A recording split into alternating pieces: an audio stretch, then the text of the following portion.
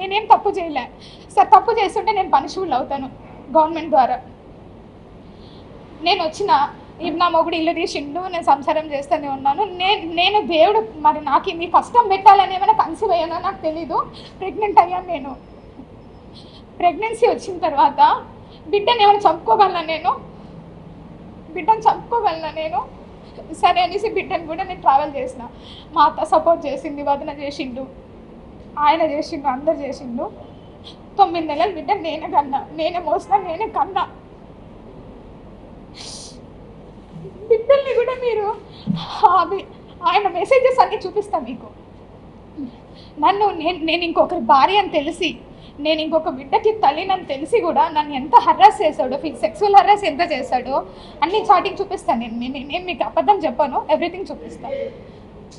ఈ 2000 అయిపోయింది. యూఎస్ నుంచి రిటర్న్ వచ్చాడు మదన్ మోహన్ మానిపాటి. రిటర్న్ వచ్చిన తర్వాత కూడా నేను చెప్పిన బిడ్డ ఇది అనేసి వచ్చిన వెంటనే విశాఖపట్నం వచ్చాడు తన బిడ్డల్ని చూసుకునేదానికి.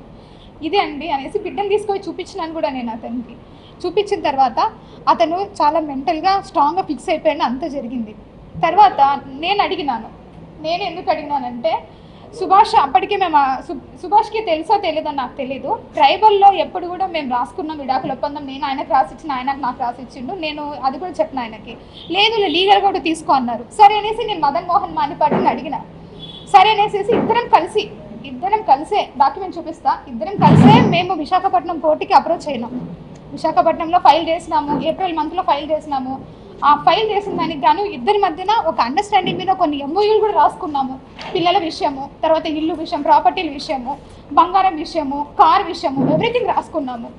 సరే ఇంత జరిగింది, ఇంత బాగా ఉంది. మదన్ మోహన్ మానిపాటికి సడన్గా మరి ఏమైందో తెలియదు. అంతకంటే ముందు నుంచే అదే మనసులో ఉన్న అనుమానము, మీ పేపర్లో ఏదైతే పెట్టాడో ఈ అనుమానం అంతటి కారణము డబ్బు.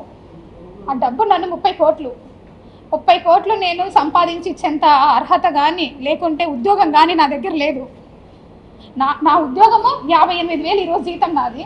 35,000 కార్ అలవెన్స్ ఇస్తారు ఒక అసిస్టెంట్ కమిషనర్కి. మీకు జీతం కూడా చెప్పాలి. నేను డిపార్ట్మెంట్కి వచ్చినప్పుడు నేను బెగ్గర్ని కాదు, ఐఎమ్ నాట్ ఏ బెగ్గర్. నా దగ్గర నేను మరి బట్టలు కూడా లేకుండా రాలేదు డిపార్ట్మెంట్కి. నేను అప్పటికి ఫుల్ ఫ్లెడ్జ్గా ప్రాక్టీస్ చేసిన. నెలకి నాకు కనీసం 70,000 జీతం వచ్చుండేది నాకు. నేను చాలా కష్టపడి ఇద్దరు సీనియర్ల దగ్గర వర్క్ చేయడం అంటే అంత ఈజీ కాదు. మీరు ప్రాక్టీస్ చేస్తే మీ ఎవరినన్నా చేస్తుంటే నీకు అర్థమవుతుంది. నెలకి 70,000 ఈజీగా ఎంత తిన్నా, ఎంత పడేసుకున్నా 20,000 కంటే ఎక్కువ ఖర్చు అవ్వదు. 50,000 ఏం చేసుకుంటాను? ఆడపిల్లని ఎప్పుడూ దాచుకునేదాన్ని, బంగారం కొనుక్కునేదాన్ని, బట్టలు కొనుక్కునేదాన్ని. ఎందుకంటే అప్పటికే మదన్ మోహన్ మానిపాటి ఆయన ఆల్రెడీ సంపాదిస్తూ ఉన్నాడు. నేను ఎవరికి పెట్టుకునే పని లేదు. ఎంతసేపు వచ్చింది సంపాదించిందంటే, నేను ఎవ్రీ ఇయర్ ప్రాపర్టీ స్టేట్మెంట్స్ ఇచ్చాను. చూసుకున్నా నా పేరు మీద ఏమేమి ఉంటాయి, ఏమేమి కథ. మీరు ఇప్పుడు మీరు ఆధార్ కార్డ్ కొట్టినా, పాన్ కార్డ్ కొట్టినా వస్తుంది. బట్ ఒక్క విషయం ఏంటంటే, I'm not a beggar. Especially ఏంటంటే, ఇంత ఇష్యూ జరగడానికి కారణం ఐఎమ్ వన్ ట్రైబ్. నేను ఒక ఎస్టీ అమ్మాయిని కాబట్టి ఇంతమంది నన్ను టార్గెట్ చేశారు. ఇంతమంది అంటే అందరినీ నేను అనలేనండి. నన్ను ఎవరైతే ఇంతగా ఎలా మాట్లాడుతున్నారు అనేది నాకు ఈరోజు కనీసం మీరు ఒక్కొక్కరు చెప్పాలి. మీరు అదే వేరే కులం వాళ్ళని అనగలరా? ఒక ట్రైబ్ అమ్మాయి నేను ఉద్యోగం చేయకూడదా? నేను మంచి బట్టలు వేసుకోకూడదా? నేను నగలు వేసుకోకూడదా? నేను సంపాదించకూడదా? నేను కష్టపడి అడ్వకేట్ ప్రాక్టీస్ చేశానండి. నేను ఎవరి దగ్గర ఒక సొమ్ము లాక్కోలే. నాకు చేతనైతే ఒక 10 మందికి ఉద్యోగం కోసం నా దగ్గర తెలిసిన వాళ్ళని ఎంతోమందిని అడిగాను నేను. ఇది ఇంకా సాయిరెడ్డి సార్ గురించి వస్తే మీకు చెప్పాల్సిన వెరీ ఇంపార్టెంట్. ఆయన ఒక రెస్పెక్టెడ్ పర్సన్. విజయసాయిరెడ్డి సారు నేను ఫస్ట్ టైం విశాఖపట్నంలోనే చూసిన ఆయన్ని. నాకు చిన్నప్పటి నుంచి ఒక సర్పంచ్ కూడా తెలీదు. మా రాయలసీమలో నేను నంద్యాల, మా రాయలసీమలో ఆడపిల్లలు దేనికి బయటకు పోయి ఊర్లు తిరిగేది, లేకుంటే ఎంఆర్ఓ ఆఫీసులకు తిరిగేది నాకు తెలీదు. నేను ఎన్నడూ ఒక సర్పంచ్ని కూడా చూడలేదు. నేను పుట్టి పెరిగినప్పటి నుంచి. ఒక్కసారిగా ఒక ఎంపీ గారు నాకు పరిచయం అయ్యేసరికి అబ్బా ఇలా ఉంటుంది. ఒక ఉద్యోగము అంటే చాలా చామింగ్గా చేశాను, చాలా ఛాలెంజింగ్గా చేశాను. నేను ఫస్ట్ పోస్టింగ్ కదా ఎగిరి చేసినాను మేము. సో నేను సార్తో ప్రేమ సమాజం అనే ఒక ఇన్స్టిట్యూషన్ ఉంది. అది ఎన్విరాన్మెంట్ డిపార్ట్మెంట్లో పబ్లికేషన్ అయి ఉంది. సెక్షన్ 6C అంటే ఒక అసిస్టెంట్ కమిషనర్ కంట్రోల్లో ఉన్న ఇన్స్టిట్యూషన్ అది. ఆ సమాజంకి 30 ఎకరాల ల్యాండ్ ఉంది. ఆ ల్యాండ్ అంతా కూడా బీచ్ రోడ్లో ఉంటుంది. అందులో సాయి ప్రియ రిసార్ట్స్ అని ఉంది. ఆ రిసార్ట్స్ వాళ్ళు 30 ఎకరాల భూమిని వాళ్ళొక్కరే ఎంజాయ్ చేస్తూ చాలా తక్కువ అమౌంట్ నాకు గుర్తులేదు, అప్ టు 5 lakhs లోపే ఉంది. చాలా తక్కువ అమౌంట్ని వాళ్ళు పే చేస్తూ ఉన్నారు. అది నా దృష్టికి వచ్చింది సార్ ద్వారా. సరే అనేసి నేను ఇన్స్పెక్షన్కి వెళ్ళాను. అప్పటికే నాకంటే ముందు ఒక 10 మంది ఆఫీసర్స్ చూసింటారు అలాంటి, కానీ ఎవ్వరు ఎవిక్షన్ చేయించలేదు.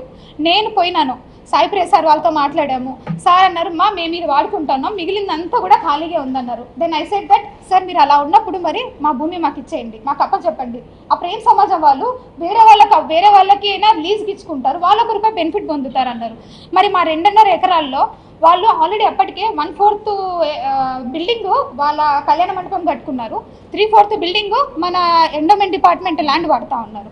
సో దట్ ఆ 3/4 బిల్డింగ్కి కూడా నేను చాలా అమౌంట్ నన్నే అడిగారు ఎంత లీజ్ అమౌంట్ అని. నేను రిజిస్ట్రేషన్ డిపార్ట్మెంట్కి అప్లై చేసి అప్పుడున్న మార్కెట్ వాల్యూ ఎంత ఉందో 22.5 లక్ష అమౌంట్, 5 లక్షల లోపల అమౌంట్ కంటే 22.5 లక్ష అమౌంట్ని ఒక్కసారిగా వాళ్ళకి లీజ్కి పెంచేసి అప్పుడున్న కమిషనర్ గారు అర్జున్ రావు గారు ఇచ్చారు.